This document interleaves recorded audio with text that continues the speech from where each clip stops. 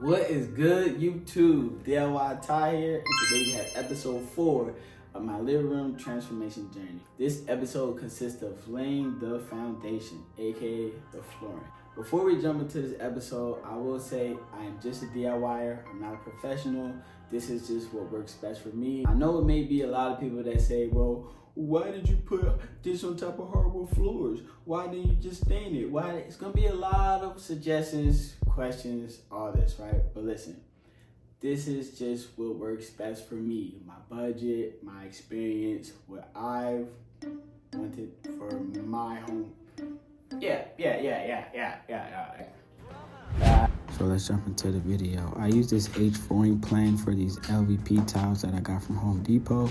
I'm using this black spacer to have a gap between the wall and the actual flooring. This is to create a gap so that way when the floor expands, it has the opportunity to do so.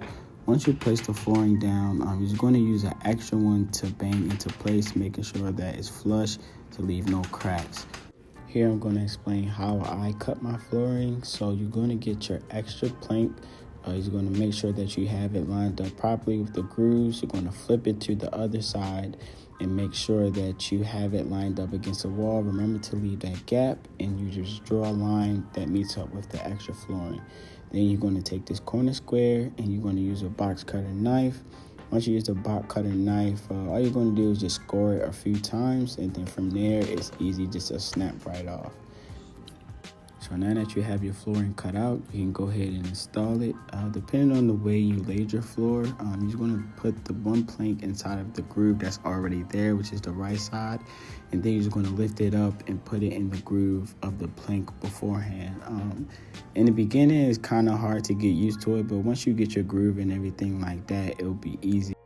And from there, you just continue this process throughout each row of the installation. Again, I'm using the H pattern, which I know I'm going to get hate from professionals or whoever else that's in the comments, but this pattern actually looked the best for me. And to try to explain this H pattern a little bit, if you lay the first row of flooring down, the next plank that you put down in the second row should be in the middle of that first plank. So it basically should be halfway of the first plank. So that way now each plank that you put down will be always halfway of the plank in front of it, creating that H pattern. So then you're going to do the opposite for the next row. Just lay the full row. The second row should be half, where it creates that middle pattern between that flooring. And another thing that I was not able to show, maybe you can see it while watching this video, but you want to have a rubber mallet just to make sure you tap on those cracks through each one, just to make sure that they're all the way down, making sure they're flush and not sticking up. You do want to use knee pads or whatever you have, because you're going to be on your knees the whole time. Pause. And just making sure that you're comfortable. I didn't have anything, so I learned the hard way to make sure you have something comfortable under there while you're doing all this work. It was a simple and easy install. Everything was flowing through once I got my groove and understood the patterns. So from here, I just got everything done, and luckily it turned out the way I needed to turn out. It was a DIY, first DIY for me, so I think I'm proud and I did good for myself. For a first-time installer as a DIYer, it's not too shabby. This is the results that I've done for day one of the flooring.